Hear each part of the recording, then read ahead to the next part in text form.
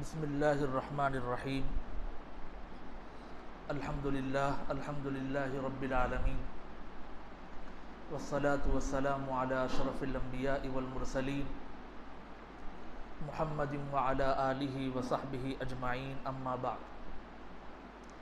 फ़क़द क़ालल्लाहु तबारक व तआला फ़ी कलामिहिल मुबीन फ़अऊज़ु बिल्लाहि मिनश शैतानिर रजीम फ़लौला नफ़र मिन कुल्लि फ़िरक़तिन मिनहुम ताइफ़ह लियतफ़क़्क़हू फ़िद्दीन वलियुनज़िरू क़ौमहुम इज़ा रजअू इलैहिम लअल्लहुम यहज़रून। वक़ाल अन्नबिय्यु सल्लल्लाहु अलैहि वसल्लम नज़्ज़रल्लाहु अब्दन समिअ मक़ालती फ़हफ़िज़हा व वआहा व अद्दाहा फ़रुब्ब हामिलिन गैरु फ़क़ीहिन व रुब्ब हामिलि फ़िक़्हिन इला मन हुवा अफ़क़हु मिन्हु। अम्मा बाद। मुहतरम मुकर्रम हज़रात सामीन किराम, आज हम तहफ़्फ़ुज़ सुन्नत की तरफ से ज़ेर इंतज़ाम इस इजलास के तहत तक़लीद के मौजू को समझने के लिए जमा हुए हैं। आप हज़रात को बुनियादी तौर पर एक बात जहन में रखना है कि दीन का मदार दो चीज़ों पर है। एक चीज़ है नक़ल सही और दूसरी चीज़ है अक़ल सही। नक़ल सही का मतलब है जो चीज़ आप तक जिस सनद के साथ नक़ल होकर आई है वो सनद सही हो। कोई भी हदीस आपके सामने पहुंचती है, दिन भर में कई अहादीस अल्हम्दुलिल्लाह मीडिया के ज़रिए से या किताब के ज़रिए से हम तक पहुंचते रहते हैं। तो उनमें पहली चीज़ शरीयत का जो मदार है वो दो चीज़ों पर है। पहली चीज़ ये है कि जो भी हदीस हमारी निगाह से गुज़र रही है उसकी सनद सही है या नहीं है, उसकी सनद सही है या नहीं है। और दूसरी चीज़ है उस हदीस को हम सही समझ रहे हैं या नहीं है। एक है नक़ल सही यानी नक़ल सही हो, और दूसरी चीज़ है अक़ल सही यानी उस हदीस को हम किस तरीक़े से समझ रहे हैं। दोनों चीज़ें ज़रूरी है। तो पूरे मसले का मदार इस पर है कि हमारे जो फ़रीक़ हैं इस मौजू में यानी गैर मुक़ल्लिदीन, वो इस बात को तो मानते हैं कि दीन का मदार नक़ल सही पर है, यानी कोई भी हदीस जो है वो सही हो, सनद बिल्कुल साफ़ सुथरी हो, उसमें कोई भी रावी जो है मशकूक या मुश्तबा न हो, सनद मुनक़ते न हो, मुत्तसिल हो, ये सारी चीज़ें वो उसका एतराफ़ करते हैं। लेकिन वो जिस चीज़ को अहमियत नहीं देते वो ये है कि उस हदीस को अक़ल सही के साथ आप समझ रहे हैं या नहीं समझ रहे हैं, इस पर उनका ज़्यादा फोकस और ज़्यादा तवज्जो उनकी नहीं है। इसी से जो है मसला बिगड़ रहा है। तो आप बुनियादी तौर पर मौजू की बुनियाद ये है कि शरीयत का मदार जिस तरीक़े से इस पर है कि नक़ल सही हो, इसी तरीक़े से शरीयत का मदार इस पर भी है कि अक़ल सही हो, यानी जिस नक़ल को हम समझ रहे हैं वो समझ भी सही हो। तो अब इस एतबार से दो तरह के लोग वजूद में आ गए। एक वो है जो नक़ल सही की ज़िम्मेदारी लेते हैं, उनका नाम है मुहद्दिसीन। मुहद्दिसीन का काम ही है, यानी हदीस बयान करने वाले बड़े उलमा, उनका काम ही ये है कि नक़ल सही हो। और दूसरे तबक़े के लोग हैं फ़ुक़हा, जिनका काम है कि अक़ल भी सही हो, यानी मसला जो है जिस तरीक़े से हम समझ रहे हैं वो भी बिल्कुल सही हो। अब दोनों के फ़राइज़ क्या हैं वो भी इस हदीस के अंदर बयान किए गए हैं, जो इमाम अहमद और इमाम तिरमिज़ी और इमाम अबू दाऊद ने हज़रत इब्न मसऊद रज़ी अल्लाहु अन्हु से बयान फरमाया कि आप सल्लल्लाहु अलैहि वसल्लम इरशाद फरमाते हैं कि नज़्ज़रल्लाहु अब्दन समिअ मक़ालती फ़हफ़िज़हा व वआहा व अद्दाहा, कि अल्लाह उस आदमी को खुश व खुर्रम रखे जिस आदमी ने मेरी बात को सुना और उसको याद कर लिया और जिस तरीके से मैंने बयान किया उसी तरीके से डिलीवर किया, सामने वाले को जो है उसी तरीके से बयान किया। फिर आगे यानी ये नकल सही, ये आधी हदीस जो है नकल सही को साबित कर रही है कि नकल बिल्कुल सही हो। और उसके बाद नबी ने जो अगला जुमला इरशाद फरमाया है वो बहुत अहम है। अगर इसको भी जो है हम मद्देनज़र रखेंगे तो आधी बात जो है इसी वक्त हल होगी। नबी पाक सल्लल्लाहु अलैहि वसल्लम ने साफ फरमाया कि बहुत सी मर्तबा ऐसा होता है कि आदमी के पास हदीस है मगर वो उस हदीस की फ़िक़ह को नहीं जानता। बहुत सी मर्तबा ऐसा होता है, फरुब्ब हामिल फ़िक़्हिन गैरु फ़क़ीहिन, यानी आदमी के पास फ़िक़ह मौजूद है, हदीस मौजूद है, लेकिन वो उस हदीस को समझने की ताकत उसमें मौजूद नहीं है। ऐसा बहुत सी मर्तबा हुआ है। फिर अल्लाह के नबी ने आगे बढ़कर जो जुमला कहा वो ये कहा कि बहुत सी मर्तबा ऐसा भी होता है कि आदमी उस हदीस को सामने वाले को पहुंचा रहा हो और सामने वाला उस हदीस का मतलब पहुंचाने वाले से ज्यादा जानता हो। यानी मेरे पास एक हदीस है लेकिन मुझे उसका तर्जुमा, उसका मफहूम सही तरीके से मालूम नहीं है। मैंने उस हदीस को आपको पहुंचा दिया और आप उस हदीस के मतलब को मुझसे ज्यादा जानते हैं। तो नबी पाक सल्लल्लाहु अलैहि वसल्लम ने यह फरमाया कि हदीस अपने पास रखकर मत बैठो, बल्कि हदीस को सामने वाले के सामने डिलीवर करो जैसा मुझसे सुने हो, बगैर किसी अल्फाज के कमो बेशी के और बगैर किसी हेरा फेरी के सामने वाले को इस जुमले को पहुंचा दो। इसलिए कि तुम नहीं समझते हो तो सामने वाला उसको तुमसे ज्यादा समझ सकता है।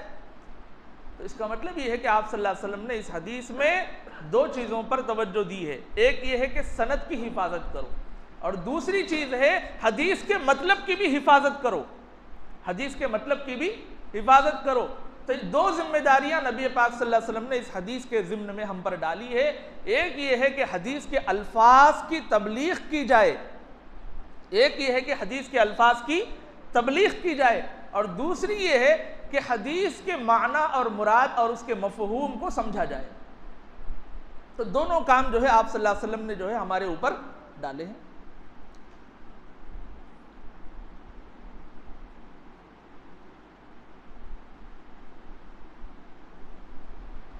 तो इस एतबार से अल्फाज की हिफाजत के लिए तबलीग का हुक्म हुआ है और मानी के हिफाजत के लिए तफक्कुह का हुक्म हुआ है। अल्फाज की हिफाजत के लिए तबलीग का हुक्म हुआ है और मानी की हिफाजत के लिए तफक्कुह का हुक्म हुआ है।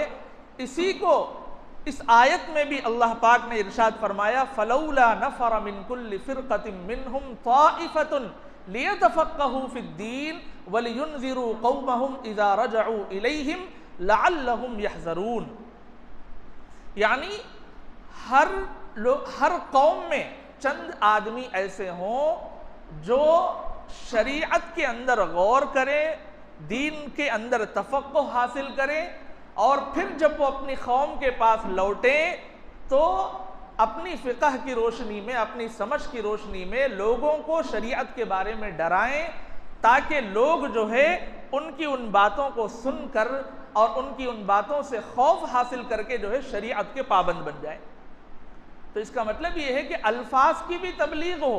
नबी पाक सल्लल्लाहु अलैहि वसल्लम का मकसद ये है कि अल्फाज की भी तबलीग हो और मानी में भी गौर व फिक्र हो, तफक्कुह पर भी मेहनत हो और तहदीस पर भी मेहनत हो। अल्फाज की रिवायत को बहुत ज़्यादा अहमियत देना और मानी के समझने पर जो है तवज्जो नहीं देना, ये जो है हदीस की हिफाजत नहीं है बल्कि हदीस के साथ नाइंसाफ़ी है, हदीस के साथ नाइंसाफ़ी है। इसलिए कि कोई भी हदीस अल्लाह के नबी ने बयान ही इसलिए फरमाई है कि उस हदीस का मदार जितने अहकाम पर हो वो सारे अहकाम खुलकर लोगों के सामने बयान किए जाएं। अल्लाह के नबी ने कोई भी हदीस हमारे सामने बयान की है तो उसका मतलब ही है कि उस हदीस में जितने अहकाम मौजूद हैं उन तमाम अहकाम को उस हदीस से बरामद किए जाए और उन पर अमल किया जाए। तो इस एतबार से आपने इसको समझ लिया कि कुरान की रोशनी में और हदीस की रोशनी में दो चीज़ें साबित हो रही है। एक ये है कि हदीस की रिवायत की जाए और दूसरी है हदीस की दिरायत, यानी हदीस को समझना, हदीस की जो फ़िक़्ह है वहां तक पहुंचना। और इसकी तायीद कि बहुत सी मर्तबा ऐसा होता है कि आदमी के पास हदीस है लेकिन आदमी उसको नहीं समझता। इसकी तायीद इस बात से भी होती है कि अल्लामा इब्न क़य्यिम रहमहुल्लाह ने अपनी इलाम में ये बयान फरमाया है कि सहाबा हदीस बयान करने वाले तो बहुत थे, हदीस बयान करने वाले सहाबा इकराम की तादाद अनगिनत है, लेकिन फतवा देने वालों की तादाद गिने चुने सहाबा हैं। सिर्फ 6 या 7 सहाबा को उम्मत में यानी सहाबा में एतमाद था कि वो हदीस की रोशनी में मसला बयान करें। हदीस तो बयान की जाती थी, हदीस तो बयान की जाती थी, हर सहाबी बयान फरमाते थे, लेकिन हदीस से मसला बताने वाले जो है वो अनगिनत सहाबा नहीं थे, बल्कि 6 या 7 सहाबा थे। और उन्हीं को अस्हाबुर राय कहा जाता था, उन्हीं को अस्हाबुर राय कहा जाता था, यानी राय बयान करने वाले तमाम सहाबा नहीं होते थे। जैसे उन्होंने बयान फरमाया कि जैसे हज़रत उमर रज़ी अल्लाह अन्हु हैं, हज़रत अली रज़ी अल्लाह अन्हु हैं, हज़रत इब्न मसऊद हैं, हज़रत ज़ैद इब्न साबित हैं, हज़रत उबई इब्न काब हैं, हज़रत अबू मूसा अशारी हैं रिज़वानुल्लाहि ताला अलैहिम अजमाइन, और ताबिईन में भी जो फ़ुक़हाए सबआ हैं। यानी हदीस तो बहुत लोगों के पास है, लेकिन हदीस से हुक्म निकालना ये सबके बस की बात नहीं है। अल्लाह के नबी ने खुद फरमाया है कि हदीस तो होगी तुम्हारे पास, लेकिन उस हदीस का हुक्म तुम नहीं जानते होगे, या तुम जिस आदमी को हदीस पहुंचा रहे हो वो तुमसे ज्यादा उस हुक्म को जानता होगा। तो इससे साबित होती है ये बात कि जो अल्लामा इब्न क़य्यिम ने अपनी किताब इलाम में जो बात लिखी है, दोनों में मैच हो रहा है कि अगर हर आदमी जो हदीस रख रहा हो वो उस हदीस के हुक्म को भी जानता हो और उस हदीस के बारे में अपनी राय बयान भी कर सकता हो, तो तमाम सहाबा जो है फतवा देने वाले होते थे, तमाम ताबिईन फतवा बयान करने वाले होते थे। लेकिन आपने अभी सुना कि सहाबा में सिर्फ 6 लोग थे जो है हदीस से अहकाम बयान करने की ताकत रखते थे, बाकी हजरात के अंदर जो है उतनी सलाहियत नहीं थी। तो इसका मतलब ये है कि असल में अहले हदीस वही हैं जो हदीस से फ़िक़्ह बयान करने की ताकत रखते हों। असल में अहले हदीस वही है जो हदीस से फ़िक़्ह बयान करने की ताकत रखते हों। ये जो धोखा हो रहा है, इस धोखे को दूर करने की मैं धीरे धीरे कोशिश कर रहा हूं कि जिस आदमी के पास सनद है, सही हदीस मौजूद है, और जो आदमी जो है हदीस को जो है हवालों के साथ बयान कर रहा है, लेकिन उस हदीस का तर्जुमा नहीं जानता, उस हदीस से कितने अहकाम निकलते हैं उसको नहीं जानता, तो उस आदमी को जो है बहुत कदर की करते हैं, गैर मुक़ल्लिदीन जो है उसको सर पर बिठाते हैं। लेकिन जो आदमी दिन रात मेहनत करके अहादीस से मसाइल निकाल कर किताबों की किताबें लिखकर जो है छोड़कर चला गया, उस आदमी के नाम से ही चिढ़े, उस आदमी के नाम से ही चिढ़े। तो आप अपने जहन के अंदर इस बात को मजबूती से बिठा लीजिए कि अहले हदीस असल में वो है जो हदीस की सनद भी रखता हो और हदीस की फहम भी रखता हो, जो हदीस की समझ भी रखता हो और हदीस का सही मतलब यानी अल्फाज भी सही डिलीवर कर सकता हो और उसके सही मानी भी उम्मत को बता सकता हो। वही आदमी अहले हदीस है और वही आदमी अहलुर राय भी है, वही आदमी अहलुर राय भी, यानी राय भी उसके पास मौजूद है और हदीस भी मौजूद है, सोने पे सुहागा है। ये चंद बातें तमहीद के तौर पर हो गई। अब आगे इस मौजू को सुनिए कि मुहद्दिसीन को फुक़हा की ज़रूरत है। अब हम दूसरी चीज़ क्या साबित करेंगे कि मुहद्दिसीन को फुक़हा की ज़रूरत है। चुनाचे एक वाक़या है कि जब बगदाद को इमाम शाफ़ी रहमहुल्लाह आए तो इमाम अहमद बिन हम्बल रहमहुल्लाह जो बहुत बड़े मुहद्दिस हैं, हदीस के इमाम हैं, जिन्होंने एक मुस्नद लिखी है, बगदाद को जैसे ही इमाम शाफी आते हैं, इमाम अहमद बिन हम्बल रहमहुल्लाह मुहद्दिसीन की मजलिस को छोड़कर इमाम शाफी के पीछे पीछे चलने लगते हैं। मुहद्दिसीन की मजलिस को छोड़कर इमाम शाफी के पीछे पीछे चलते हैं। ऐसे मुहद्दिसीन जिसमें यहया इब्न मईन है, जिसमें यहया इब्न माइन जैसे बड़े मुहद्दिस हैं, उनको भी वो छोड़कर जो है किसको ज्यादा इंपॉर्टेंट दे रहे हैं? इमाम शाफी रहमहुल्लाह को इंपॉर्टेंट दे रहे हैं। अब जाहिर सी बात है, यहया इब्न माइन को थोड़ा सा अजीब लगा और उन्होंने नाराजगी का इजहार करते हुए पूछा कि भाई, जब से इमाम शाफी बगदाद आए तुम तो हमारे साथ बैठना ही छोड़ दिए, हमेशा जो है इमाम शाफी की खिदमत में फिर रहे हो, आखिर कौन सी ऐसी बात है उनके पास? तो उन्होंने जो जुमला कहा वो ये है कि लौला शाफी मा अरफना फिक़्हल हदीस, अगर इमाम शाफी नहीं होते तो हम हदीस को नहीं समझ सकते, और हदीस की सनद जितना अहम है उतना ही अहम ये बात भी है कि हदीस को समझा जाए। तो इसीलिए मैं इमाम शाफी रहमहुल्लाह की सवारी की दुम पकड़ कर चल रहा हूं और उनकी खिदमत कर रहा हूं, ताकि जिस तरीके से आपके पास से मुझे अहादीस का ज़ख़ीरा हासिल हुआ है, इमाम शाफी अलैहिर्रहमा के पास से हदीस का मतलब भी मुझे हासिल हो।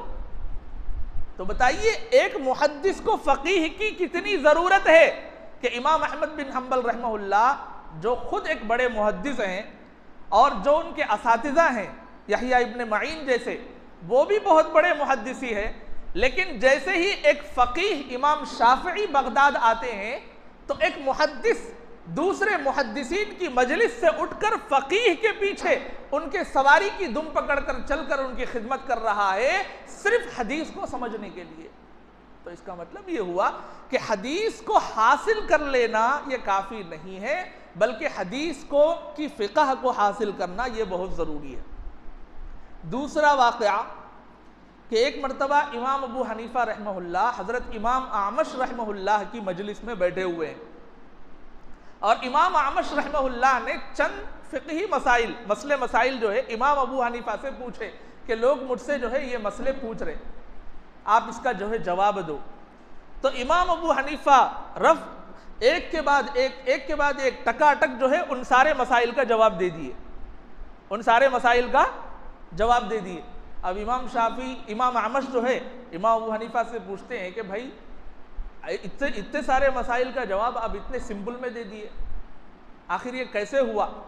तो उन्होंने जो जवाब दिया उससे भी इसकी तायीद होती है, जो मजमून जो तमहीद के तौर पर मैंने कायम किया, कि उन्होंने ये कहा कि जितनी हदीसें आपसे मैं हासिल किया उन हदीसों से ही मैं आपके सवालात का जवाब दिया। यानी इमाम आमश से जो हदीसें इमाम अबू हनीफ़ा सीखे, उन्हीं हदीसों से उन सवालात का जवाब इमाम आमश को वो दे रहे हैं। तो इसका मतलब ये है कि जिस आदमी के पास हदीस तो मौजूद है, वो उन मसलों को नहीं जानता, वो उन मसाइल को नहीं जानता, लेकिन सामने वाला जो हदीसों में उनके शागिर्द हैं उनको जो है वो मसाइल का जवाब मालूम है। तो इसका मतलब ये है कि आदमी हदीस सिर्फ हासिल कर लेना काफ़ी नहीं है, आदमी चाहे कितना भी बड़ा मुहद्दिस हो जाए, वो हदीस को समझने में एक फ़क़ीह का मोहताज है। इस वाक़े से उसका सबूत हो रहा है कि वो जिन साहब को हदीसें बयान कर रहे थे, उन्हीं से जो है उन मसाइल को जो है उनको सीखना पड़ा। तो उसके बाद उन्होंने एक तारीख़ी जुमला भी कहा। वो तारीख़ी जुमला क्या है? या माशरल फ़ुक़हा अंतुमुल अतिब्बा व नहनु फ़यादिला अंत अय्युहर रजुल अखस्त बिकिलत तरफ़ैन, कि ऐ फ़ुक़हा की जमात, तुम डॉक्टर हो और हम मरीज़ हैं, तुम डॉक्टर हो और हम मरीज़ हैं, और ऐ खुशनसीब शागिर्द कि अल्लाह ने तुझे दोनों नेमतों से नवाजा। इमाम अबू हनीफ़ा की तरफ मुखातब होकर इमाम आमश फरमाते हैं कि अल्लाह ने तुझे दोनों नेमतों से नवाजा, तेरे पास हदीस भी मौजूद है और तेरे पास हदीस को समझने की सलाहियत भी मौजूद है। कितनी बड़ी नेमत है। तो बहरहाल ये सारी चीज़ों के बाद आप इसको जान रहे होंगे कि असल में अहले हदीस जो है फ़ुक़हा ही है। असल में अहले हदीस कौन है? फ़ुक़हा ही है। खुसूसन अहनाफ सबसे बड़े अहले हदीस हैं, खुसूसन अहनाफ सबसे बड़े अहले हदीस हैं। क्यों? इसलिए कि इमाम अबू हनीफ़ा अलैहिर्रहमा का एक कौल है कि उन्होंने साफ फरमाया, अल हदीस ज़ईफ़ अहब्बु इलैया मिन रअयिर रिजाल, कि एक हदीस चाहे उसकी सनद कमज़ोर भी हो, लेकिन वो हदीस मेरे नजदीक सबसे ज्यादा महबूब है किसी एक आदमी की राय से। यानी हालांकि इमाम अबू हनीफा पर जो है हमेशा अहलुर राय होने का इल्जाम लगता आया है कि इमाम अबू हनीफा जो है सिर्फ राय पर अमल करते हैं, खौल पर अमल करते हैं, अपनी खौल को तरजीह देते हैं, अपनी फिक़ह को बहुत बड़ा समझते हैं, जबकि हकीकत कुछ और है। हकीकत ये है कि ये जो जितने गैर मुक़ल्लिदीन हैं सिर्फ सही हदीस का नाम और रट लगाकर जो है ज़ईफ़ हदीसों का इनकार कर देते हैं। ज़ईफ़ हदीस हालांकि हदीस ही नहीं है, जबकि असल अहले हदीस जो अहनाफ हैं, जो उनके इमाम हैं, उनका कौल और उनका कहना ये है कि कम से कम ज़ईफ़ ही सही हदीस तो है, ज़ईफ़ सही लेकिन हदीस तो है, और हदीस मेरी राय से 1000 गुना बेहतर है, इसीलिए उस ज़ईफ़ हदीस पर मैं अमल करूंगा, अपनी राय को छोड़ दूंगा। देखिए कितना फर्क है आदमी के सोच और विचार के अंदर, कि वो लोग तो हदीसों की तौहीन करके इनकार कर रहे हैं, और इमाम आज़म जब हदीस की निस्बत रसूल की तरफ हो गई, चाहे सनद कमजोर हो, वो मेरे लिए ज्यादा काबिल एहतराम है, काबिल तवज्जो है, मेरी राय काबिल एहतराम और काबिल तवज्जो नहीं है। तो ये जो इमाम आज़म पर अहलुर राय होने का जो इल्ज़ाम लगता आया है, ये इसकी भी तरदीद है। और दूसरी चीज़ आपके सामने ये जिक्र करनी है कि ये जो आम तौर पर कहा जाता है कि सिर्फ कुरान हदीस काफ़ी है, कुरान हदीस काफ़ी है, कुरान हदीस काफ़ी है, ये बहुत सोची समझी साजिश के तहत उम्मत को कुरान और हदीस से महरूम करने के लिए ये साजिश की जाती है। बहुत से लोग नारा बहुत अच्छा है कि कुरान हदीस हमारे लिए, कुरान और हदीस काफ़ी है, हमारे लिए कुरान और हदीस काफ़ी है, अल्लाह की किताब रसूल की हदीस बस, और कुछ भी जो है हमारे को नहीं चाहिए। देखने में बहुत सुनहरा नारा है, लेकिन हकीकत में इस जुमले की वजह से, इस जुमले की तशहीर करके उम्मत को कुरान और हदीस से दूर करना, ये बहुत बड़ी सोची समझी साजिश है। वजह ये है कि आप गौर करिए, दुनिया कितने हजार सालों से चलती आ रही है किसी को पता नहीं है। खुद कुरान के नाजिल होने के बाद, अहादीस के मुदव्वन होने के बाद दुनिया 1400 साल से आबाद है, और कितने साल तक ये दुनिया चलेगी इसको भी हम नहीं जान सकते, और उस दुनिया के तकाज़े क्या होंगे उसको भी हम नहीं समझ सकते, उनकी रिक्वायरमेंट्स कितनी बढ़ जाएंगी उसको भी हम नहीं समझ सकते। जबकि कुरान और हदीस एक महदूद सहीफा है। कुरान के अंदर आयतें क्या है, महदूद है, 6666 आयतें, और अहादीस भी जो है लगभग हज़ारों की तादाद में ही है। असानीद यानी मुकर्रर अहादीस लाखों, 1 लाख तक कुछ पहुंचेंगी, वरना सनदों को, मुकर्रर सनदों को निकाल दिया जाए तो अहादीस का ज़ख़ीरा भी हज़ारों के अंदर है। और ज़माने के तकाज़े बेहद्दो हिसाब हैं, बढ़ते ही जा रहे हैं, बढ़ते ही जा रहे हैं, बढ़ते ही जा रहे हैं। जैसे मछली की हिल्लत जो है वो तो कुरान और हदीस में मौजूद है, लेकिन झींगा हलाल है या हराम है, इसका जिक्र कुरान और हदीस में मौजूद नहीं है। जो फुक़हा झींगा को जो है मछली मानते हैं वो जायज़ कहते हैं, जो है मछली नहीं मानते वो नाजायज़ कहते हैं।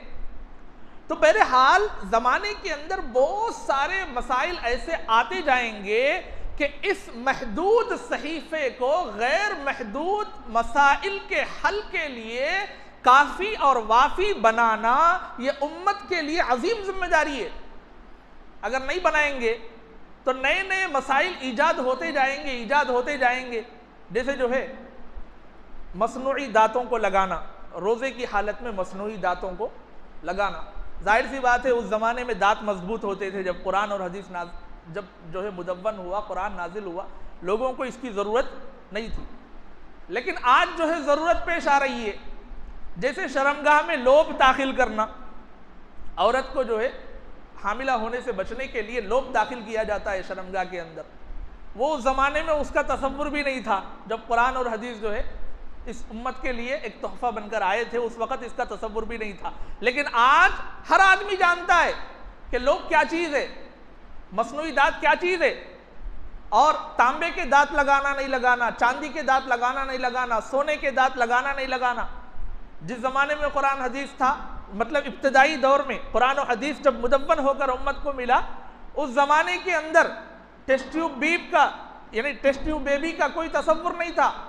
आम नेचुरल हालत में बच्चा यानी जिनसैन का इख्तिलात यानी मियाँ बीवी जो है मिलते थे, उसके ज़रिए से औलाद होती थी, कॉमन तरीक़ा।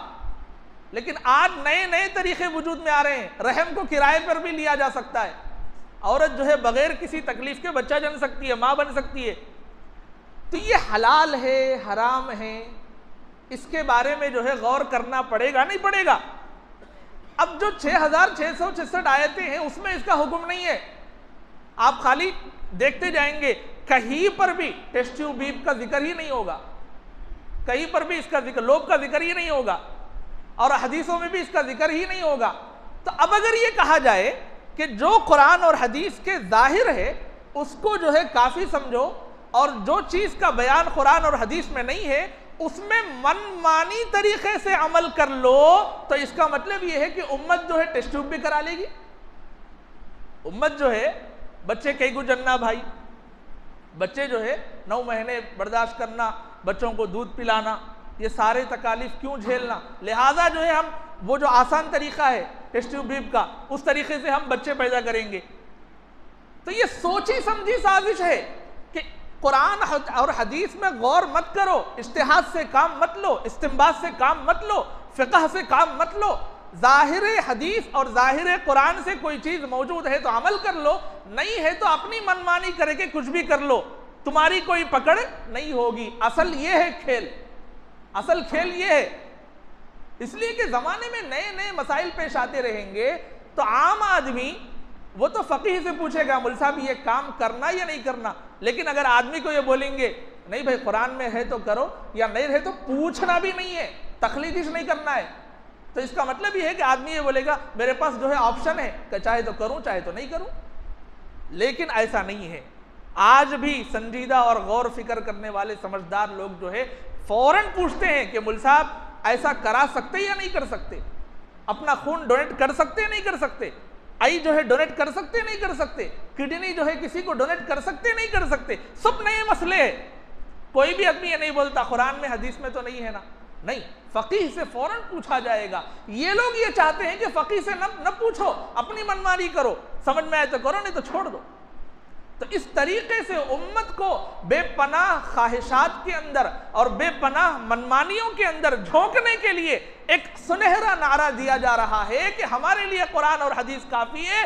जबकि ये कहा जा सकता है कि अगर तुम ये दावा कर रहे हो कि हम अहादीस पर अमल करने वाले हैं, हम अहले हदीस हैं, तो तुम ये कहो क्या तुम पूरे हदीसों पर अमल करोगे? क्या तुम पूरे हदीसों पर अमल करोगे? कोई आदमी ये दावा करने की हिम्मत कर सकता है? अगर कोई कहे कि मैं पूरे हदीसों पर अमल करूंगा, तो साफ तौर पर उससे यही पूछा जाएगा, अल्लाह के नबी से रफ़े यदैन भी साबित है, रफ़े यदैन नहीं करना भी साबित है, क्या तुम दोनों हदीस पर अमल करोगे? अहले हदीस की शान तो यह है कि दोनों हदीसों पर अमल करो। जब दावा कर रहे हो, नारे लगा रहे हो, तो दोनों हदीसों पर अमल करो। एक नमाज में जो है रफ़े यदैन करो, एक नमाज में मत करो। लेकिन नहीं, रफ़े यदैन की हदीस पर अमल करेंगे, रफ़े यदैन न करने की जो हदीस है उस पर अमल नहीं करेंगे। अब आप पूछोगे क्यों अमल नहीं करेंगे? राय का इस्तेमाल कर रहे हैं, अहलुर राय है। तो अहले हदीस का मतलब है कि भाई पूरे हदीसों पर अमल करना अगर आप कह रहे हो तो इसका मतलब यह है कि तुम तो अपने दावे में झूठे हो। इसलिए कि दो अलग अलग डिफरेंट हदीसों पर कैसे अमल किया जा सकता है? दो तरीकों की हदीसों पर कैसे अमल किया जा सकता है? और अगर कहो कि नहीं मैं रफ़े यदैन वाली हदीस पर अमल करूंगा, रफ़े यदैन नहीं करने वाली हदीस पर अमल नहीं करूंगा, तो फिर तुम मुनकिर हदीस हो गए। एक हदीस पर अमल कर रहे हो, एक हदीस का इनकार कर रहे हो, तो अहले हदीस कहाँ है? तो बहरहाल ये दावा वो देखने में बहुत अच्छा है, ये सिर्फ जो है इमाम बुखारी के पल्लू में, इमाम बुखारी के जो है चादर में छुप कर फ़िक़्ह का इनकार करना और उम्मत को लामुतनाही ख्वाहिशात में झोंकने की एक नाकाम और सोची समझी साजिश है। इसके अलावा और कुछ भी नहीं। तो बहरहाल आप हजरात जानते हैं, आप हजरात ने जो भी मैंने आपके सामने बयान किया है उसकी रोशनी में आप हजरात ने जो है इतना समझ लिया होगा कि इमाम अहनाफ ही और इमाम अबू हनीफा ही असल अहले हदीस हैं, जो हदीस ज़ईफ़ को भी अपनी राय से ज़्यादा अहम और मुअतबर मानते हैं। तो बहरहाल जितने अनगिनत मसाइल हैं वो जितने जितने पेश आते रहेंगे तो उन मसाइल के अंदर तीन काम हुए। अल्लाह पाक ने जो है कुरान नाजिल किया, व अनज़लना इलैका ज़िक्रा, व अनज़लना इलैका ज़िक्रा, लेकिन अल्लाह ने सुन्नत की गुंजाइश नबी के लिए छोड़ दी। अल्लाह ने सुन्नत की गुंजाइश नबी के लिए छोड़ दी। क्या कैसे? लितुबय्यिना लिन्नासी मा नुज़्ज़िला इलैहिम, लितुबय्यिना लिन्नासी मा नुज़्ज़िला इलैहिम व अनज़लना इलैका ज़िक्रा। कुरान नाजिल कर दिया गया, अल्लाह ने जो है कुरान नाजिल किया। नाजिल करके कुरान किस तरीके से उम्मत को समझाए, कुरान को किस उसके मसाइल लोगों के सामने कैसे बयान करे, इसकी गुंजाइश सुन्नत की शक्ल में नबी के लिए रखी गई। लितुबय्यिना लिन्नासी, यानी सुन्नत की गुंजाइश तुम्हारे लिए मौजूद है। एक काम अल्लाह ने किया, एक की गुंजाइश नबी को दे दिया, फिर नबी ने सुन्नत बयान किया और कयास की गुंजाइश फुकहा को दे दिया।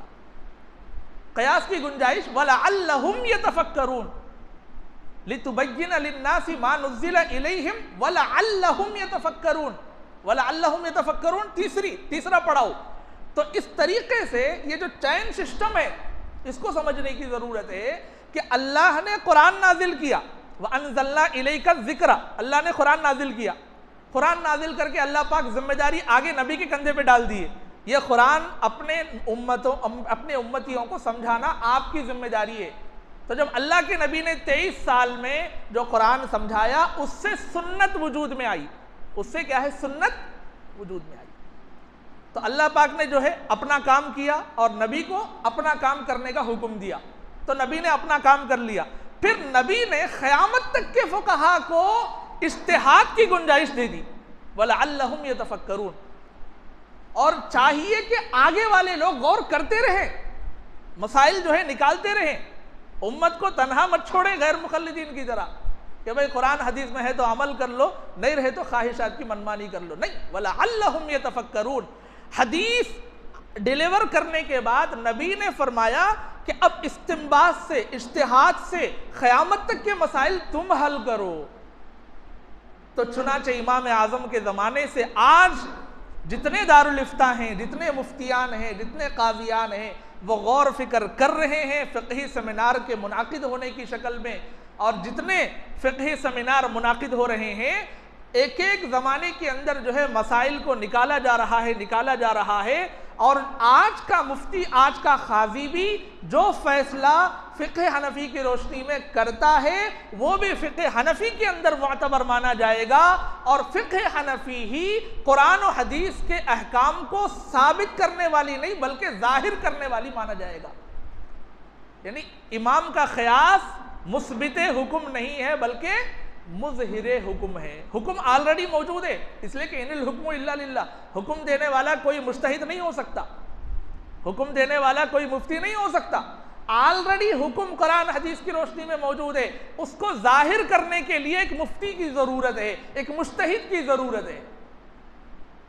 तो बहरहाल लेकिन फ़र्क है, फ़र्क ये है कि कुरान जब अल्लाह ने नाजिल किया और नबी के लिए सुन्नत की गुंजाइश जो बाकी रखी, तो कुरान की हिफाजत अल्लाह ने अपने जिम्मे ले ली। एक लफ्ज भी तब्दील नहीं हो सकता। कुरान के बाद जब सुन्नत आया तो सुन्नत में एक चीज निकाल दी गई, वो ये है कि इसके अल्फाज की हिफाजत की जिम्मेदारी कुरान की तरह नहीं होगी, इसलिए कि इसमें ज़ईफ़ हदीस भी है, सही हदीस भी है, मुतवातिर भी है, मशहूर भी है। जिम्मेदारी है इसकी भी, लेकिन इसकी जिम्मेदारी बराह रास्त अल्लाह के जिम्मे नहीं है। अब इसके बाद दो चीजें दी गई है, यानी नबी पाक सल्लल्लाहु अलैहि वसल्लम की जो हदीस है, नबी पाक सल्लल्लाहु अलैहि वसल्लम ने उस गुंजाइश का इस्तेमाल करके जो हदीस बयान की है उसकी फिर दो खासियतें हैं, उसकी फिर दो खासियतें हैं। कुरान की खासियत यह है कि कुरान मुकम्मल महफूज है, अल्लाह की किताब है, इनकार कुफ्र है, एक रत्ती बराबर भी गुंजाइश मौजूद नहीं है। उसके बाद हदीस के अंदर हर हदीस का इनकार कुफ्र नहीं है, चंद हदीसों का इनकार करे तो भी जो है आदमी इस्लाम में ही रहता है। जैसे गैर मुखल्लिदीन बहुत सारी हदीसों का इनकार करते हैं लेकिन वो मुसलमान मानते हैं। उनको हमारे जनाजों में दफन किया जाता है, हमारे कब्रिस्तानों में दफन किया जाता है, हमारी मस्जिदों में वो आते हैं। तो वो क्यों? इसलिए कि कुरान की खासियत हदीस में नहीं है कि एक हदीस का भी इनकार करे तो कुफ्र नहीं है, ज़ईफ हदीस का इनकार करे तो उसको फासिक कहा जाएगा। उसको क्या है? फासिक कहा जाएगा, काफिर नहीं कहा जाएगा। फिर हदीस के अंदर दो खासियतें हैं। एक खासियत यह है कि अल्लाह के नबी को शरीयत बनाने का इख्तियार, यानी कोई भी शरई हुक्म बयान करने का इख्तियार अल्लाह की तरफ से मिला है। और दूसरी खुसूसियत यह है कि अल्लाह के नबी कोई भी हुक्म बयान करेंगे तो मासूम होंगे, गलती नहीं करेंगे। हदीस की दो खासियतें हैं। एक खासियत यह है कि तशरीअ का इख्तियार अल्लाह की तरफ से नबी को मिला हुआ है, और दूसरी खासियत यह है कि जो भी शरीयत नबी ने लिख दी है उसमें गलती का इम्कान दूर दूर तक नहीं है। अब इसके आगे नबी ने जो जिम्मेदारी उम्मत को दी है उसमें एक चीज में एक खासियत है, एक चीज में एक खासियत है। वो क्या है? अल्लाह के नबी को दो खासियतें मिली थी। एक क्या है? अल्लाह के नबी किसी भी हुक्म में गलती नहीं करेंगे, यानी इस्मत यानी गलती से महफूज होना।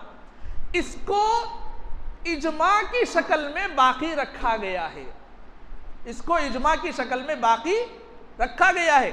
यानी अगर नबी के ज़माने के बाद पूरी उम्मत के फुक़हा किसी बात पर मुत्तफिक हो गए तो उस बात में गलती का इम्कान उसी तरह नहीं होगा जिस तरीके से नबी की हदीस में गलती का इम्कान नहीं होता। जिस तरीके से नबी की हदीस में गलती का इम्कान नहीं होता, इसी तरीके से अगर यूनानिमसली कोई डिसीजन लिया जाए उम्मत की तरफ से तो उसमें भी गलती का इम्कान नहीं होगा।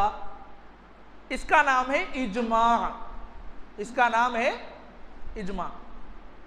देखिए कितनी बड़ी चीज़ है। इजमा को हम गैर मुखल्लिदीन कुछ भी नहीं समझते।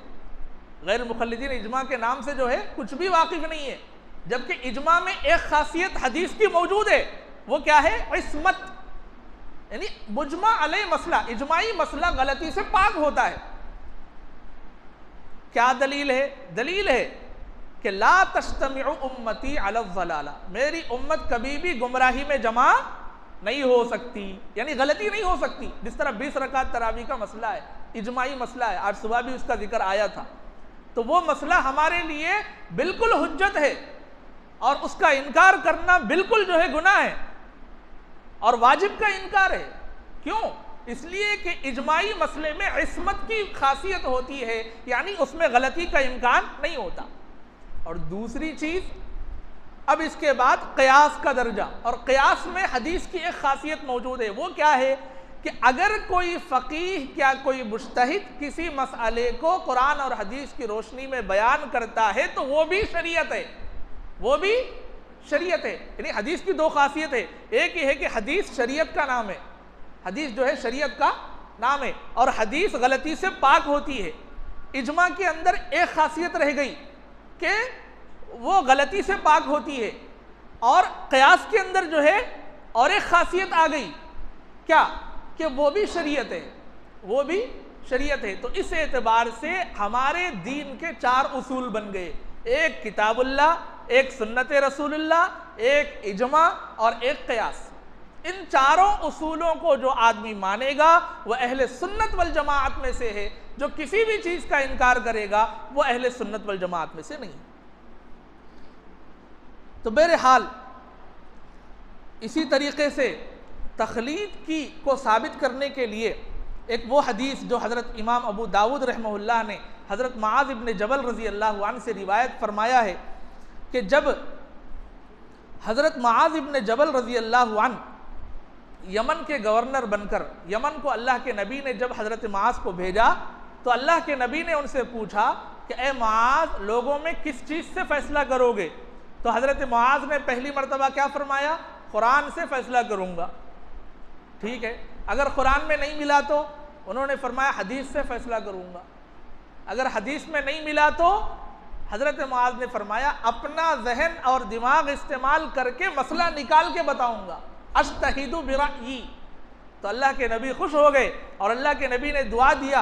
अल्लाह का शुक्र है कि अल्लाह के नबी के खासिद को अल्लाह ने उस चीज़ की तौफीक दी है जिसको अल्लाह का रसूल पसंद करता है। यानी इज्तिहाद करना, ये नबी, इसका इनकार उन्होंने नहीं किया। इज्तिहाद करने का इनकार नबी ने नहीं किया। ये नहीं फरमाया कि मुआज़ जो है, तुम मेरे होते हुए जो है कैसा इज्तिहाद कर सकते हो, मेरे होते हुए कैसा इज्तिहाद कर सकते हो, तुम यमन से जो है मदीना आओ, मुझसे मसला पूछ के जाओ। भाई यमन से मदीना आओ, मुझसे मसला लेके जाओ, ये बोल सकते ना? अल्लाह के नबी ने फरमाया नहीं नहीं, मेरे होते हुए भी इज्तिहाद का दरवाज़ा खुला हुआ है, मेरे होते हुए भी इज्तिहाद का दरवाज़ा खुला हुआ है उन मसाइल में जो गैर मनसूस हैं। शर्त है उन मसाइल में जो गैर मनसूस हैं। तो जब अल्लाह के नबी पर्दा फरमा गए और गैर मनसूस मसाइल धड़ल्ले से उम्मत को पेश आ रहे हैं, तो उसमें इज्तिहाद का दरवाज़ा कैसे बंद होगा? उसमें इज्तिहाद का दरवाज़ा कैसे बंद हो सकता है? तो बहरहाल ये सारी चीज़ें इस बात को साबित कर रही है कि अगर आदमी अपने इज्तिहाद का इस्तेमाल करता है और कौम उनकी उस इज्तिहाद में तकलीद करती है, तो वो भी शरीयत ही की तकलीद है, वो भी शरीयत ही की तकलीद है। और किसी शख्स की तकलीद करना जबकि वो कुरान और हदीस की रोशनी में मसला बता रहा हो, वो भी जो है जायज़ है। साफ साफ अल्फाज में समझ में आ गया। जबकि नबी मौजूद हैं, नबी जिंदा हैं। नबी ने यह नहीं फरमाया कि मेरे पास आके मालूम करके जाओ, नहीं फरमाया। साफ अल्फाज है, जब तक मैं जिंदा रहूं उस वक्त तक मुझसे मालूम करो, उसके बाद इज्तिहाद करो, ऐसा नहीं फरमाया। अल्लाह के नबी समझ गए कि इनके पास कुरान और हदीस का बहुत बड़ा ज़ख़ीरा मौजूद है और इनका इज्तिहाद हुज्जत हो सकता है, इसीलिए अल्लाह के नबी ने उनको दुआ देते हुए रुखसत किया और कोई उन पर इनकार और नकीर नहीं किया। ये दलील है। इसी तरीके से गैर मुक़ल्लिदीन जो है वो इब्ने तैमिया और इब्ने क़य्यिम की आड़ में भी छुपना चाहते हैं। इब्ने तैमिया और इब्ने क़य्यिम की आड़ में भी, अल्लामा इब्ने तैमिया और इब्ने क़य्यिम रहमहुल्लाह के आड़ में भी छुपना चाहते हैं। उन्होंने, उन लोगों ने अपनी किताब में बयान किया दो चीज़ों का, एक है राय महमूद, एक है राय मज़मूम। यानी ऐसा क़यास जो सही हो और ऐसा क़यास जो फासिद हो। क़यास सही की बहुत सारी मिसालें हैं। क़यास फासिद की एक मिसाल आप मोटे अंदाज में समझ सकते हैं। जैसे आदमी कारोबार करता है तो उसमें नफ़ा होता है, तो जिस चीज़ में भी नफ़ा हो वो जायज़ है, लिहाजा सूद जायज़ है, लिहाजा सूद जायज़ है। ये क़यास गलत है, नहीं है। इन्नमल बैउ मिस्लुर रिबा, जो कुफ़ार ने जो क़यास किया था कि भाई जिस चीज़ में नफ़ा हो वो जायज़ है, सूद में नफ़ा होता है लिहाजा सूद जायज़ है, ये क़यास फासिद है। ये क़यास क्या है? फासिद है। इसलिए कि वो क़यास या वो राय जो डायरेक्ट कुरान हदीस से टकराती हो वो बिल्कुल काबिल हुज्जत नहीं है, बल्कि वो गुनाह है। बल्कि वो क्या है? गुनाह है। उस पर अमल करने की बिल्कुल इजाज़त नहीं है।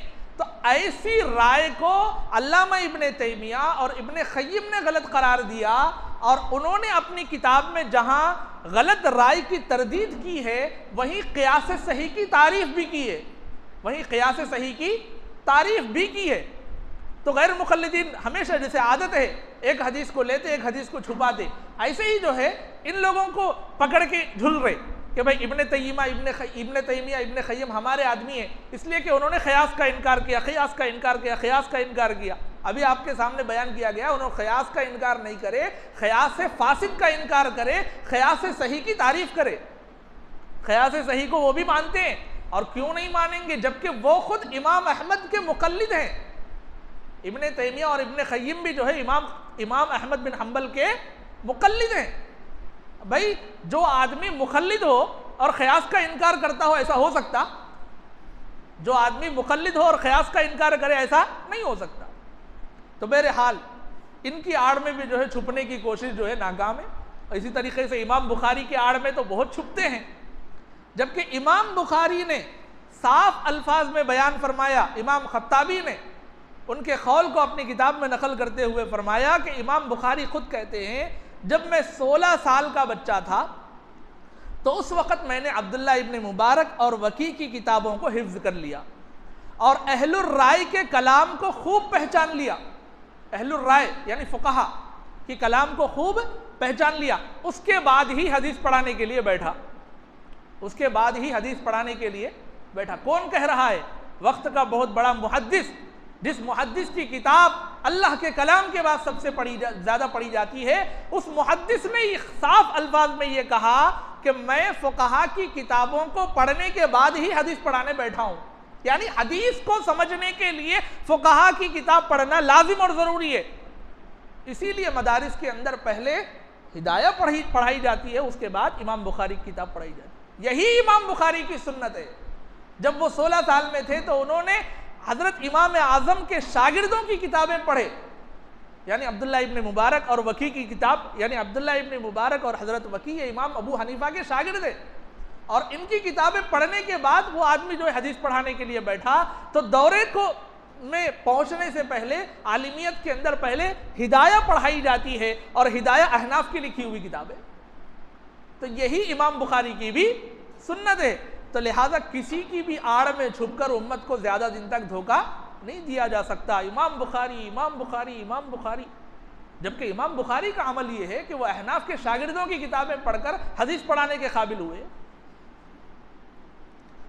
तो मेरे हाल बहुत ज़्यादा आप हजरात इसको समझ चुके हैं कि एक मुहद्दिस जो है फ़क़ीह का कितना मोहताज है।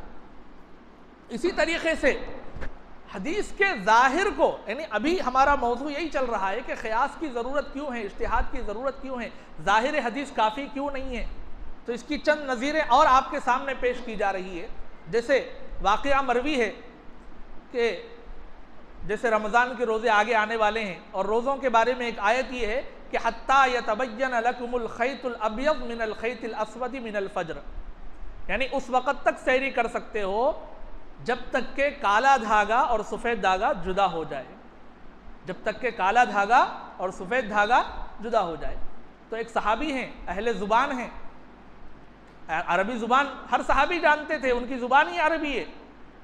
तो उन्होंने रात में सोने से पहले तकिए के नीचे एक काला धागा एक सफ़ेद धागा रख के सो गए, एक काला धागा और एक सफ़ेद धागा रख के सो गए, और हर मर्तबा उठ के देख रहे दो अलग हुए या नहीं हुए, दो अलग हुए नहीं हुए, यहाँ तक कि सूरज भी तुलू हो गया, उस वक़्त तक भी उनकी सैरी ख़त्म नहीं हुई। जब जाके अल्लाह के नबी से पूछे कि अल्लाह के नबी, आयत तो साफ बता रही है कि दो अलग होंगे, और मैं दो धागों को रख के सोया, अलग होते ही नहीं है, मेरी सैरी ख़त्म ही नहीं होती। तो अल्लाह के नबी जो है हंसे, अल्लाह के नबी जो है मिज़ाहन जो है हंसे। तो गैर मुखल्लिदीन की भोलेपन और उनकी बेवकूफ़ी में हंसना भी नबी की सुन्नत है, नबी की सुन्नत है, जो हदीस को सिर्फ ज़ाहिरी नज़र से देखने को ही बहुत बड़ा कमाल समझते हैं।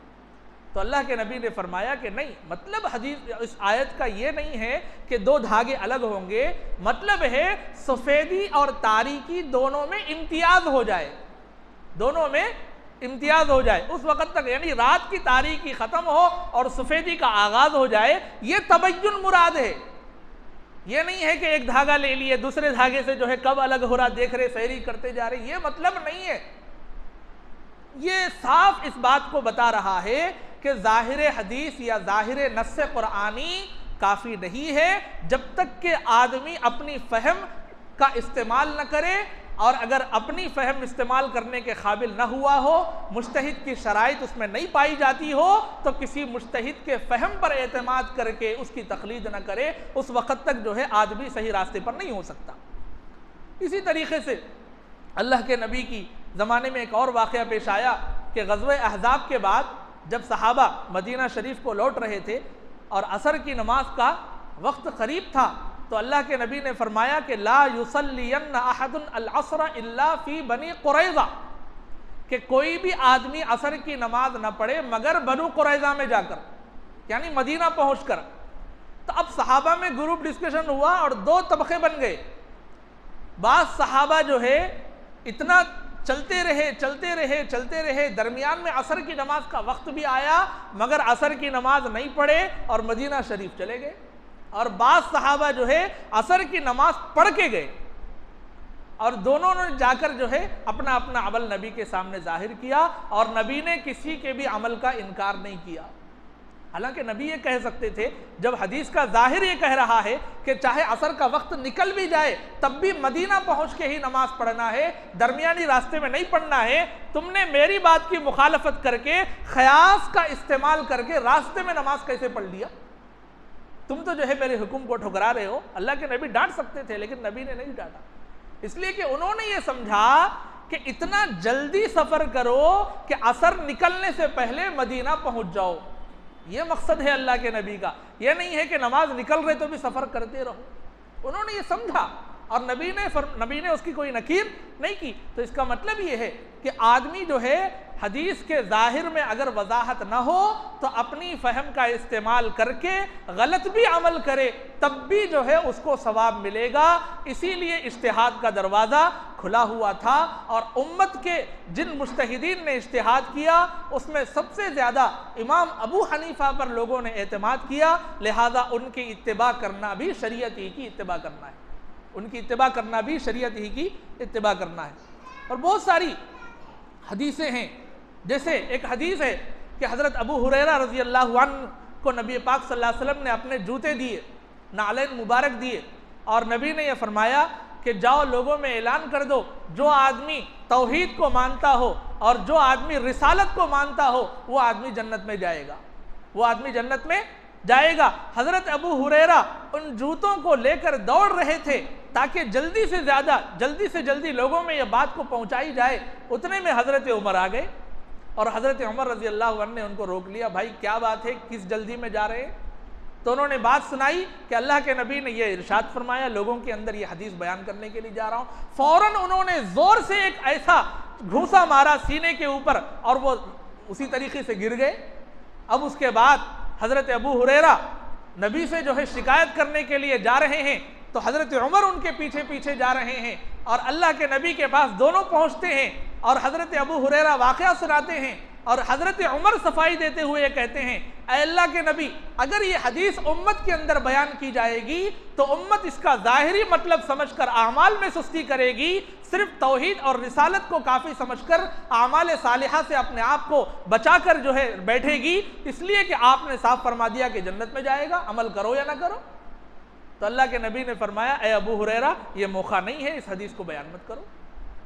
तो इसका मतलब ये है कि हदीस का ज़ाहिर भी ज़रूरी है और हदीस का बातिन भी ज़रूरी है, हदीस का मकसद भी ज़रूरी है और तमाम चीज़ों की जिम्मेदारी फ़कीह पर है। फ़कीह जिस हदीस को जिस पसे मंज़र में इस्तेमाल करना चाहे, अल्लाह के नबी ने उसको फुल पावर दिया है और उसके पावर का इस्तेमाल करके उसने जब कोई मसला डिलीवर किया वही मसला शरीयत है, चाहे वो मसला बज़ाहिर हदीस के ख़िलाफ़ भी लग रहा हो, चाहे वो मसला बज़ाहिर हदीस के खिलाफ भी लग रहा हो, तब भी मुक़ल्लिद को दलील मांगने और मुतालबा करने की ज़रूरत नहीं है, इसलिए कि वो इज्तिहाद के दर्जे को नहीं पहुंचा हुआ। तो इसीलिए भाइयों इस बात को समझने की ज़रूरत है कि ये सारी चीज़ें ये बता रही है, बहुत सारी चीज़ें। इसी तरीके से ला तक्तुबू शैअन इल्लल कुरान, कि भाई कुरान के अलावा कुछ भी लिखने की ज़रूरत नहीं है। अल्लाह के नबी की साफ हदीस है और अल्लाह के नबी ने आगे फरमाया, जो आदमी कुरान के अलावा कोई भी चीज़ लिखे उसको मिटा दे। तो इस वक्त जो भी अहादीस कुरान के अलावा लिखी हुई है, क्या ये उम्मत, क्या ये गैर मुक़ल्लिदीन उन अहादीस को मिटाएंगे? क्या ये गैर मुक़ल्लिदीन इस बात की हिम्मत रखते हैं कि कुरान के अलावा जितनी चीज़ें हैं सबको मिटा दिया जाए? जाहिर सी बात है, उर्दू में किताबें लिखी हुई है, अरबी में किताबें लिखी हुई है, बुखारी है, तिरमिज़ी है, सब है और कुरान के अलावा सब मकतूब है। तो अब फ़कीह के फ़िक़ह पर अमल करेगा, हदीस के ज़ाहिर पर अमल नहीं किया जाएगा। फ़कीह को पूछा जाएगा अल्लाह के नबी ने इस हदीस को क्यों कहा, वो ये बताएगा कि उस ज़माने में जबकि किताब वगैरह नहीं थी, जबकि वरक़ वगैरह नहीं था, लोग चमड़ों की छालों पर, दरख्त के पत्तों पर और जहाँ जहाँ जो लकड़ियों पर जो कुरान की आयतें लिखी हुई थी, अगर उसी ज़माने में हदीस भी लिखी जाती तो लोगों को कुरान और हदीस में डिफरेंट करना और तमीज़ करना और दोनों में फ़र्क करना मुश्किल हो जाता। इसीलिए अल्लाह के नबी ने उस ज़माने में ये हुक्म दिया है, ये हुक्म अब उस पर अमल नहीं किया जाएगा, इस हुक्म पर अब अमल नहीं किया जाएगा। तो इसका मतलब ये है कि हर हदीस पर अमल करेंगे, दिमाग का इस्तेमाल नहीं करेंगे, फ़क़ीह से नहीं पूछेंगे। इससे अगर आप ऐसे ही करते जाएंगे तो उम्मत को भी गुमराह करेंगे, खुद भी गुमराह होंगे। तो बहरहाल इतनी बातें काफ़ी है कि आप समझ सकते हैं कि एक मुखल्लिद को क्या करना चाहिए और एक मुखल्लिद को एक मुज्तहिद की कैसे ज़रूरत है। एक मुखल्लिद को एक मुज्तहिद की ऐसे ही ज़रूरत पड़ती है जैसे एक मुज्तहिद को एक फ़क़ीह की ज़रूरत पड़ती है।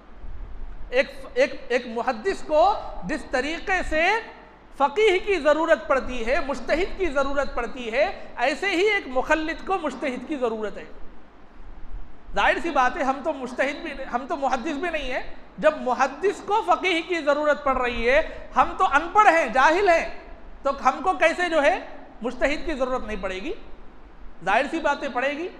अब अगला सवाल ये है, क्या जितने मुज्तहिदीन हैं सबके इज्तिहाद पर अमल किया जाएगा या एक के इज्तिहाद पर अमल किया जाएगा? ये एक सवाल का जवाब बाकी है। इस सवाल का जवाब ये है कि सारे मुज्तहिदीन के इज्तिहाद पर अमल नहीं किया जाएगा, एक के इज्तिहाद पर अमल किया जाएगा। कैसे अमल किया जाएगा? आप गौर करें। एक का इज्तिहाद कहता है कि मसला जायज़ है, एक का इज्तिहाद कहता है मसला नाजायज़ है। आदमी दोनों पर कैसे अमल कर सकता है? अगर अमल करेगा तो नफसानी ख्वाहिशात के हिसाब से अमल करेगा ना। जैसे जो है मसला है कि अगर आदमी जो है अपना घर बेच रहा है या आदमी किसी का घर जो है खरीद रहा है, तो जब आदमी घर बेच रहा है उस वक़्त क्या कर रहा है? आदमी पड़ोसी को बोल रहा, और पड़ोसी को ये बोल रहा कि भाई तुम्हारे को हक़ शुफ़ा हासिल है। यानी मसला ये है कि जब आदमी कोई घर बेचे तो सबसे पहले उस घर को ख़रीदने का हक़ अहनाफ के पास पड़ोसी को है, और शवाफ़े के पास पड़ोसी को घर खरीदने का हक़ नहीं है। शवाफ़े के पास घर खरीदने का हक़ पड़ोसी को नहीं है।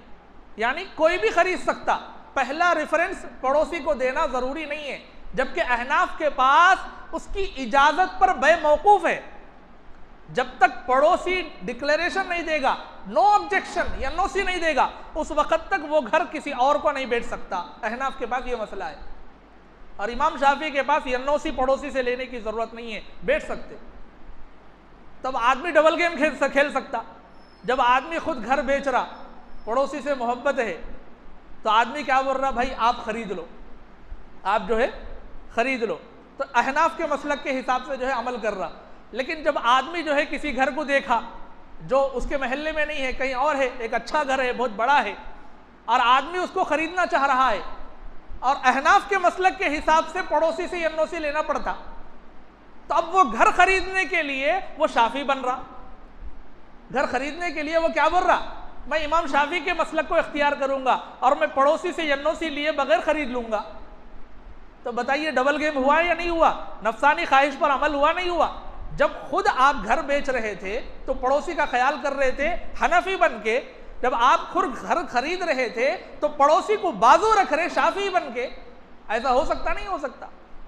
ऐसे ही जो है एक दूसरे मसले की नज़ीर जो है फुक़हा बयान करते हैं कि एक आदमी ने जो है निकाह किया, और अहनाफ के पास वली फासिक भी जायज़ है, निकाह का वली फासिक भी है तो जायज़ है। यानी एक आदमी है शराब पी रहा, गुनाह का अमल कर रहा, जानी है, लेकिन उन्हें निकाह का वली अहनाफ के पास बन सकता, शवाफे के पास नहीं बन सकता। तो उन्हें क्या कर रहा?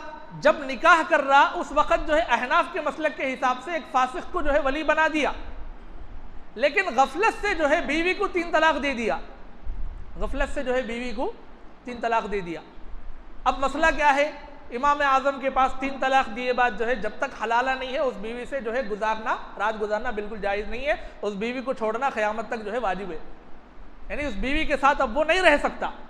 तो अब वो क्या बोल रहा कि मैं शाफ़ी बन रहा हूँ और इमाम शाफ़ी के मसलक के हिसाब से फासिक वली नहीं बन सकता, और मेरे निकाह का वली जब हुआ था निकाह मेरा वो फासिक था, लिहाजा मेरा निकाह ही मोतबर नहीं, लिहाजा मेरी तलाक भी मोतबर नहीं। मेरा निकाह ही मोतबर नहीं, लिहाजा मेरी तलाक भी मोतबर नहीं। डबल गेम हुआ या नहीं हुआ? ऐसे ही जो है और एक मिसाल भी आप समझ सकते कि भाई एक आदमी के पास सोना है, रमज़ान आने से पहले तक वो क्या था? हनफी था। रमज़ान आने के बाद शाफ़ी बन गया, इसलिए कि शाफ़ी मसलक में सोने पर ज़कात नहीं है। शाफी मसलक में सोने पर ज़कात नहीं है। अब शाफी बन गया, शाफी बनने के बाद जो है वजू करके छोटी बच्ची को गोद लिया, वजू टूट गया। अपनी शर्मगाह को हाथ लगाया, वजू टूट गया। पकी हुई चीज खाया, वजू टूट गया।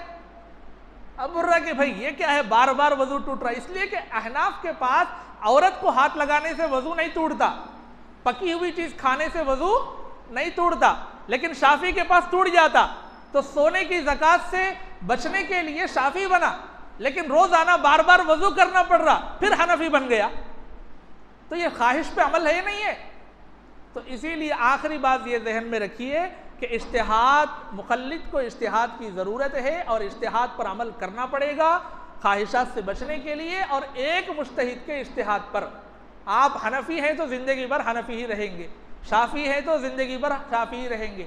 एक मसले में जो है फ़ायदा हासिल करने के लिए शाफ़ी बने और किसी और मसले में नुकसान से बचने के लिए हनफी बने, ये इस तरीके से काम नहीं चलेगा और ये ख्वाहिशात पर अमल है और ये बहुत बड़ा गुनाह है। तो बहरहाल आखिर में जो है बात यही है कि तक़लीद वाजिब है। क्यों? इसलिए कि ख्वाहिशात से बचना वाजिब है और ख्वाहिशात से बचने के लिए तक़लीद ज़रूरी है, लिहाजा तक़लीद भी वाजिब है। जैसे कि कुरान को नमाज में पढ़ना फ़र्ज़ है और कुरान को पढ़ने के लिए कुरान को लिखना भी वाजिब है। कुरान को लिखना फ़ी नफ़्सी वाजिब नहीं है, यानी उम्मत में कहीं पर भी कुरान लिखा हुआ ना हो तो पूरी उम्मत वाजिब छोड़ने की गुनहगार है। क्यों? कुरान को लिखना फ़ी नफ़्सी वाजिब नहीं है, लेकिन कुरान का जो फ़र्ज़ है मिक़दार नमाज में पढ़ने के लिए, उस फ़र्ज़ को अदा करने के लिए लिखना ज़रूरी है, लिहाजा लिखना वाजिब है। ऐसे ही ख्वाहिशात से अपने आप को बचाना ये वाजिब है और उसके लिए तक़लीद करना ज़रूरी है, लिहाजा तक़लीद भी वाजिब है। लिहाजा तक़लीद भी वाजिब है और एक ही मुज्तहिद की तक़लीद की जाएगी, सवों मुज्तहिद की तक़लीद नहीं की जाएगी। और आखिर में जो मोहम्मद हुसैन बटालवी है, जो बहुत बड़े गैर मुखल्लिद है और 25 साल के एक्सपीरियंस के बाद उन्होंने एक जुमला ये कहा है, 25 साल गैर मुखल्लिद रहकर मैं ये जानता हूँ, मैं इस बात की गवाही देता हूँ कि जितने लोग इमाम आज़म की या किसी भी इमाम की तक़लीद को छोड़कर गैर मुक़ल्लिद बने हैं, उनमें से कोई ईसाई बना है, कोई खादियानी बना है, कोई जो है फ़ला मज़हब के अंदर गया है, कोई फ़ला मज़हब के अंदर गया है, किसी की भी मौत इस्लाम पर और हिदायत पर नहीं हुई। और खुद डॉक्टर इसरार अहमद का रिकॉर्ड मौजूद है, उनका बयान भी जो है नेट पर मौजूद है कि जितने मुनकिरीन हदीस उम्मत के अंदर पैदा हुए हैं सब गैर मुक़ल्लिदियत के रास्ते से आए। तो पहले उन्होंने फ़िक़ह का इनकार किया, फिर हदीस ही का इनकार कर दिया, तो आगे ही बढ़ते जाएंगे, पीछे हटने का सवाल नहीं होगा। तो बहरहाल ये चंद बातें थी जो हमारे मौजू के लिए इंशाअल्लाह कारआमद होगी। अल्लाह पाक हम सब को जो है कहने सुनने से ज़्यादा अमल की तौफ़ीक़ अता फ़रमाए और उलमाए हक़ से अपने आप को जोड़े रखने की तौफ़ीक़ अता फ़रमाए। आमीन व आखिर दावाना अनिल हम्दुलिल्लाहि रब्बिल आलमीन।